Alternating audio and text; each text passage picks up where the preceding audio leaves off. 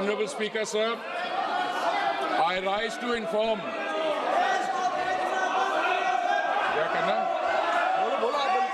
Honorable Speaker, sir, I rise to inform the House of steps taken in response to the disruption of the global energy supplies arising from the ongoing conflict in West Asia. The world has not faced a moment like this in modern energy history. Today is the 13th day since the passage through the Strait of Hormuz, through which 20% of world's crude, 20% of world's natural gas, and 20% of the world's LPG flows was disrupted following the military operation between Iran, Israel, and the US. For the first time in recorded history, the Strait of Hormuz has been effectively closed to commercial shipping. Despite India having no role in causing the conflict, like many countries, India has to navigate through its consequences. The contrast with how other nations are managing this crisis places India's response in its sharpest relief. A country in our neighborhood has shut all schools for 2 weeks, moved government offices to 4-day work week, ordered 50% of public employees to work from home, cut fuel allowances for official vehicles by half, and taken 60% of government vehicles off the road. This country has experienced the largest single fuel price increase in its history, with petrol up approximately 20% in a week. In another neighbor, has closed universities early and brought forward the Eid al-Fitr holiday to save fuel. Countries in Southeast Asia have also had to take energy rationing and conservation measures. Honorable Speaker, sir, India's crude supply position is secure and volumes secured exceed what the Hormuz would have delivered. Before the crisis, approximately 45% of India's crude imports transited through the Hormuz route. Thanks to the Honorable Prime Minister's outstanding diplomatic outreach and goodwill, India has secured crude volumes that exceed what the disrupted Strait of Hormuz could have delivered in the same period. Non-Hormuz sourcing has risen to approximately 70% of crude imports, up from 55% before the conflict began. India sources crude from 40 countries as against 27 in 2006 and 7. This structural diversification, built through sustained policy over successive years, has given us options that other nations find themselves without. Refineries are operating at high capacity utilization. In several cases, they are exceeding 100%. There is no shortage of petrol, diesel, kerosene, ATF or fuel oil. The availability of petrol, diesel, aviation, turbine fuel, kerosene and fuel oil is fully assured. Retail outlets across the country are stocked and supply chains for these products are functioning normally. Additional allocation of PDS kerosene has been issued to all the states.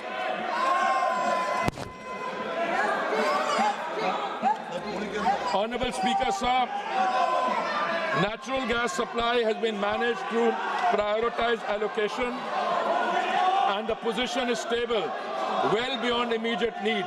India produces approximately 90 million metric standard cubic meters per day of natural gas domestically. A further 30 million metric standard cubic meters per day was previously imported through Gulf sources, now affected by the force majeure declaration of a major Qatari processing facility. The force majeure declaration, the Natural Gas Control Order issued on 9th March 2026 under the Essential Commodities Act established an immediate priority sequence. Domestic pipe gas goes to homes and CNG for vehicles receives 100% supply with no cuts. Industrial and manufacturing consumers will receive upon 80% of their previous 6 months average. Fertilizer plants will receive up to 70%, protecting the agricultural input chain ahead of the sowing season. Refineries and petrochemical units absorb a managed reduction with the House that the shortfall has been substantially upward through alternative procurement. Large LNG cargoes are arriving on an almost daily basis through alternative supply routes, and India has sufficient gas production and supply arrangements to sustain this position even in the event of a prolonged conflict. Power generation for every household and for industry is fully protected. Honorable Speaker, sir, it should be noted that India was previously importing approximately 60% of the LPG requirements from Gulf countries such as Qatar, UAE, Saudi Arabia and Kuwait, and 40% is produced domestically. Procurement has now been actively diversified, with cargoes being secured from the United States, Norway, Canada, Algeria and Russia, in addition to Gulf sources. The LPG control order issued on 8th March 2026 directed all refineries to maximize LPG yields and channel the entire output of C3 and C4 hydrocarbon streams comprising propane, butane, propylene and butenes exclusively to the 3 oil marketing companies for domestic cooking gas. Hence, in the last 5 days, LPG production has been increased by 28% through refinery directive, and further procurement is actually underway. Modi government's foremost priority is that the kitchen of India's 33 crore families, especially the poor and the underprivileged, do not face any shortage. Domestic supply is fully protected and the delivery cycle is unchanged. The standard time for booking to delivery for domestic LPG cylinders remains 2.5 days unchanged from pre-crisis norms. Hospitals and educational institutions have been placed on uninterrupted priority supply, and their access to LPG is fully assured regardless of broader demand conditions. Field reports indicate hoarding and panic booking at the distributor and retail level, driven by consumer anxiety rather than any actual supply shortage. The House should be clear on this. The rush booking pressure in some localities reflects a demand distortion, not a production or supply failure. Delivery authentication code coverage is being expanded from 50% to 90% of consumers under this system. A cylinder can only be logged as delivered when the consumer confirms receipt through a one-time code on their registered mobile, making undocumented diversion effectively impossible to conceal. A 25-day minimum booking period has been introduced as a demand management measure in urban areas and 45 days in rural and Durgam Kshetra areas. OMC field officers and the anti-adulteration cell are coordinating enforcement at the distributor level. The Home Secretary has shared a meeting with Chief Secretaries of all states to align state-level administration with the central supply and information framework. Commercial LPG has been regulated to prevent black marketing, not to penalize the hospitality sector.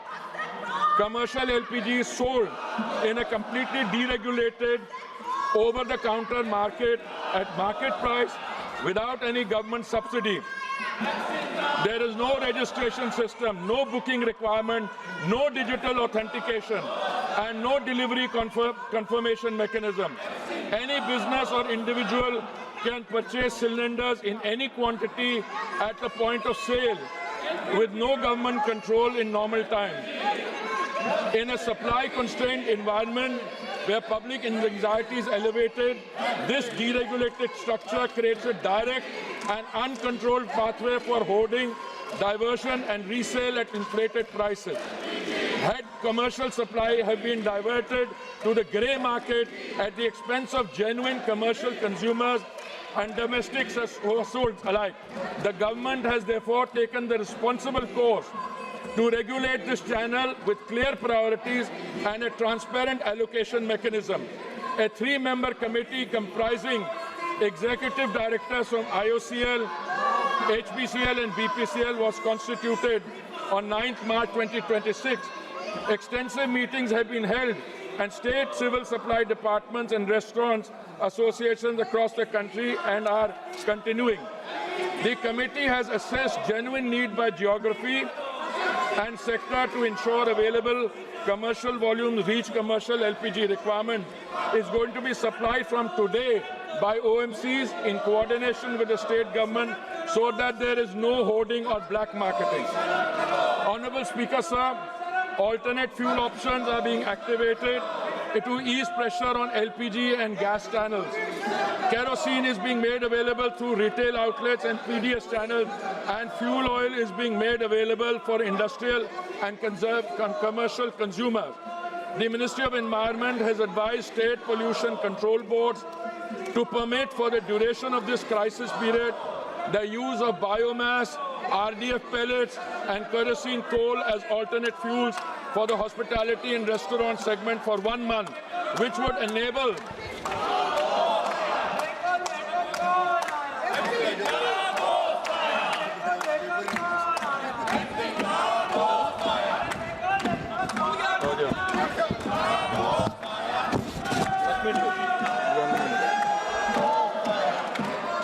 wider range of establishments to switch and free up LPG for priority consumers.